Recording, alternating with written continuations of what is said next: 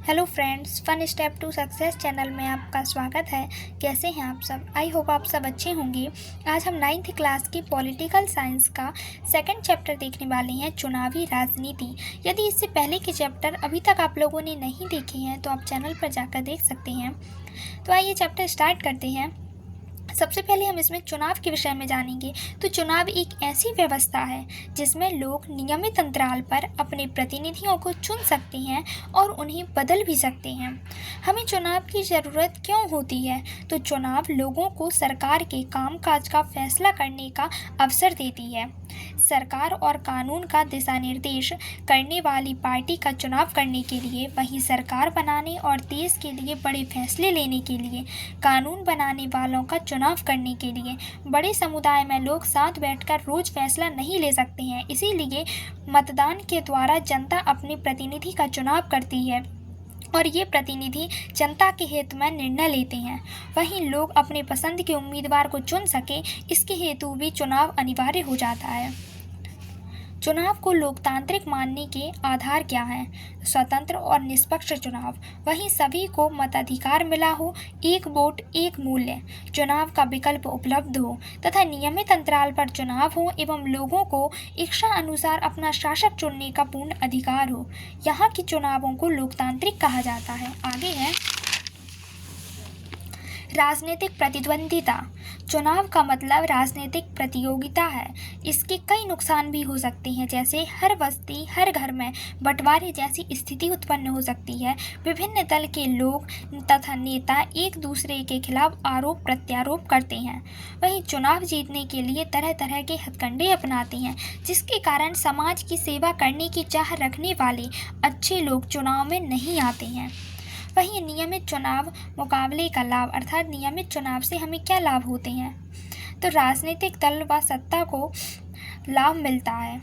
लोगों की इच्छानुसार मुद्दे उठाएंगे, जिससे लोकप्रियता के कारण अगले चुनाव में भी फिर जीत सकेंगे। वहीं राजनीतिक पार्टी को मजबूरन जनता की सेवा करनी पड़ती है, क्योंकि हर 5 वर्ष में चुनाव होते हैं और अगले चुनाव में पुनः जीत हासिल करने के लिए उन्हें जनता की सेवा करनी होती है। चुनाव प्रणाली, लोकसभा विधानसभा चुनाव हर 5 वर्ष में होते हैं। वहीं चुने हुए प्रतिनिधियों का कार्यकाल समाप्त होने पर लोकसभा पर विधानसभा भंग हो जाती है। फिर सभी क्षेत्रों में एक ही दिन या अलग अलग दिन छोटे अंतराल में चुनाव होते हैं। इसे आम चुनाव कहते हैं। वहीं उपचुनाव की बात करें तो कई बार सिर्फ एक क्षेत्र में चुनाव होता है, जो किसी सदस्य की मृत्यु या इस्तीफे में खाली होता है, उसी क्षेत्र में चुनाव होता है। उस क्षेत्र के चुनाव को उपचुनाव कहा जाता है। चुनाव क्षेत्र, चुनाव के उद्देश्य देश को अनेक निर्वाचन क्षेत्र में बांट दिया गया है। लोकसभा चुनाव के लिए क्षेत्र को 543 निर्वाचन क्षेत्रों में बांट दिया गया है। हर क्षेत्र में से चुने गए प्रतिनिधि को संसद सदस्य कहते हैं। वहीं प्रत्येक राज्य को उसकी विधानसभा की सीटों के हिसाब से बांटा गया है। इन सीटों से निर्वाचित प्रतिनिधियों को विधायक कहते हैं।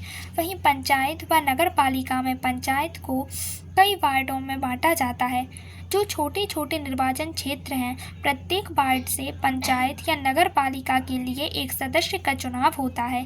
कई वार्ड निर्वाचन क्षेत्रों को सीट भी कहा जाता है, क्योंकि हर क्षेत्र संसद या विधानसभा की एक सीट का प्रतिनिधित्व करता है। वहीं आरक्षित निर्वाचन क्षेत्र, कमजोर वर्गों के लिए कुछ चुनावी क्षेत्र अनुसूचित जाति व जनजाति के लिए आरक्षित कर दिए जाते हैं। इन क्षेत्रों को आरक्षित निर्वाचन क्षेत्र कहा जाता है।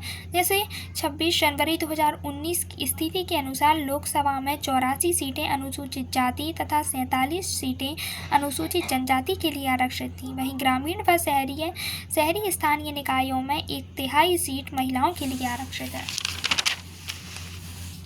आगे है उम्मीदवार की नामांकन। मतदाता उम्मीदवार भी हो सकते हैं, पर उम्मीदवार की न्यूनतम आयु विधानसभा तथा लोकसभा चुनाव हेतु 25 वर्ष निर्धारित की गई है। राजनीतिक दल अपने उम्मीदवार मनोनीत करते हैं, जिन्हें पार्टी का चुनाव चिन्ह व समर्थन मिलता है। पार्टी के मनोनयन को बोलचाल की भाषा में टिकट कहते हैं। वहीं चुनाव के समय नारे तो इंदिरा गांधी द्वारा कांग्रेस पार्टी 1971 के लोकसभा चुनाव में गरीबी हटाओ का नारा दिया गया था। वहीं जयप्रकाश नारायण के नेतृत्व में जनता पार्टी में लोकतंत्र बचाओ का नारा दिया गया। वामपंथी दल द्वारा 1977 में पश्चिम बंगाल के विधानसभा चुनाव में जमीन जोतने वाले को का नारा दिया गया। 1983 में आंध्र प्रदेश में विधानसभा चुनाव में तेलुगु देशम पार्टी द्वारा एन.टी. रामाराव द्वारा तेलुगु स्वाभिमान का नारा दिया गया। वहीं आचार संहिता किसे कहते हैं तो चुनाव के समय पार्टियों और उम्मीदवार द्वारा माने जाने वाले कायदे कानून, मतदान व मतगणना चुनाव का आखिरी चरण है।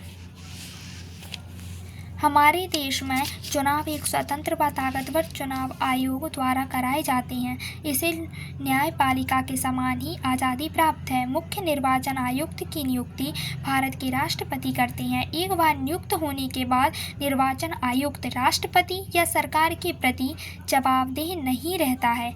दुनिया के शायद ही किसी चुनाव आयोग को भारत के चुनाव आयोग जितने अधिकार प्राप्त होंगे।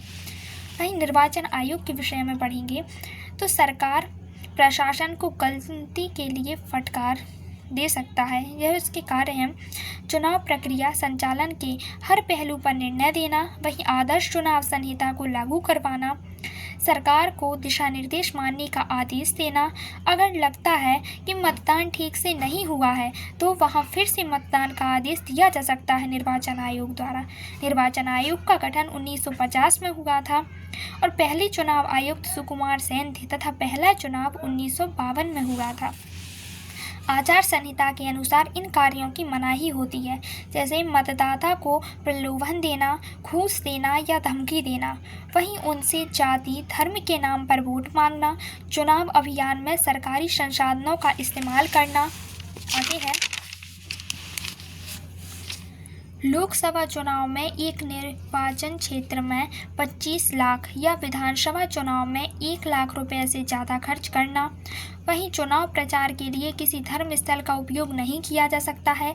सरकारी वाहन, विमान या अधिकारियों का चुनाव में उपयोग नहीं किया जा सकता है। चुनाव में अधिघोषणा हो जाने के बाद मंत्री किसी बड़ी योजना का शिलान्यास, बड़े नीतिगत फैसले या लोगों को सुविधाएं देने वाले वायदे नहीं कर सकते हैं। वहीं राष्ट्रीय मतदाता दिवस 25 जनवरी को मनाया जाता है। चैप्टर कंप्लीट हो गया है, एक बार और देखते हैं।